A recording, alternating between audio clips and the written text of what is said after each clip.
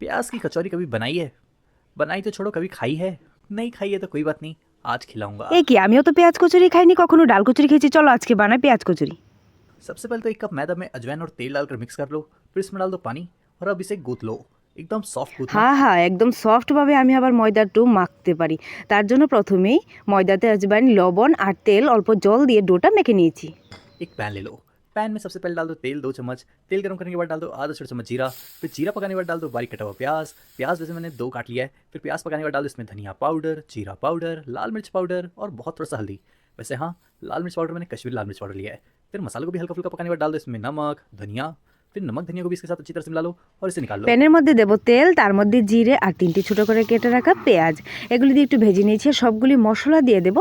মনে পড়লো ধনেপাতা নেই, ধনেপাতা ছাড়াই কিন্তু এটা আমি ভেজে নামিয়ে तो নিয়েছি। मैदा गूंथ लिया था ना, उसमें से थोड़ा सा पेड़ा बना लो और फिर पेड़ा बनाने के बाद ऊपर से हल्का सा सूखा आटा डाल के इसे हाथों से इस तरह से फैला लो।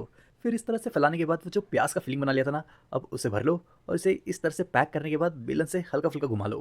अब इसे हल्का फुल्का बेल कर डाल दो सीधा বাস गर्म गर्म এইবার तेल বুঝে में। গেছি যে পেঁয়াজ কচুরির আমার কি ব্যবস্থা নিতে হবে। তার জন্য অল্প একটু ডো নিয়ে এরকমভাবে গোল শেপ করে মাঝখানে পেঁয়াজের পুরটা দিয়ে মুখটা ভালোভাবে বন্ধ করে নিতে হবে। যারা একবার ডাল কচুরি বানিয়েছো তারা কিন্তু খুব সহজভাবে এই কচুরি শেপটা দিয়ে নিতে পারবে। গরম তেলে ভালোভাবে ভেজে নামিয়ে নিলে কিন্তু রেডি হয়ে যাবে এই পেঁয়াজ কচুরি। সবগুলি সেমভাবে ভেজে নামিয়ে নিয়েছি। এখন এটাকে আমি টমেটো সসের সাথে টেস্ট করে দেখবো যে কীরকম লাগে খেতে।